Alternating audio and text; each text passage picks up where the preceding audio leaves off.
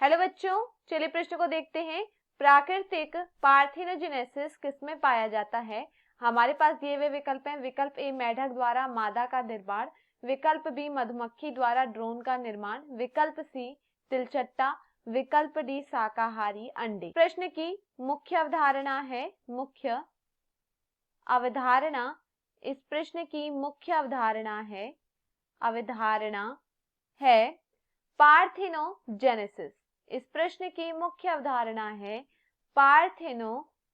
Parthenogenesis. देखिए, अगर बात की जाए पार्थिनोजेनेसिस की, तो पार्थिनोजेनेसिस क्या होता है? प्रजनन की वह विधि जिसमें अनिषेचित अंडा निषेचन के बिना एक भ्रूण को विकसित करता है, उसे हम क्या कहते हैं? पार्थिनोजेनेसिस कहते हैं। पार्थिनोजेनेसिस क्या है? प्रजनन की वह विधि जिसमें अनिषेचित अंडा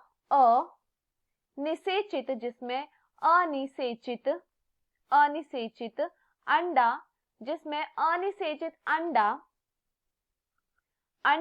निषेचन के बिना अनिषेचित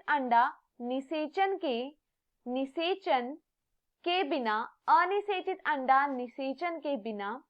निषेचन के बिना एक भ्रूण में विकसित होता है। एक भ्रूण में विकसित होता है। इसे हम क्या कहते हैं? इसे हम कहते हैं पार्थिनोजेनेसिस। विकसित होता है, इसे पार्थिनोजेनेसिस कहा जाता है। देखिए क्या है, यह एक प्रजनन की विधि है जहां पर क्या है, बिना निषेचन के एक भ्रूण क्या हो रहा है? विकसित हो रहा है। उसे हम क्या कहते हैं? पार्थिनोजेनेसिस कहते हैं। और इसका सबसे अच्छा उदाहरण है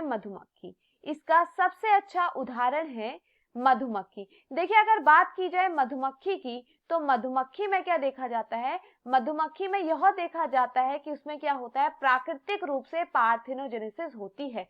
मधुमक्खी में प्राकृतिक रूप से पार्थिनोजेनेसिस होती है। चलिए विकल्पों को देखते हैं। विकल्प ए दिया गया है मेढक द्वारा मादा का निर्माण, तो यह यहाँ पर गलत होता है।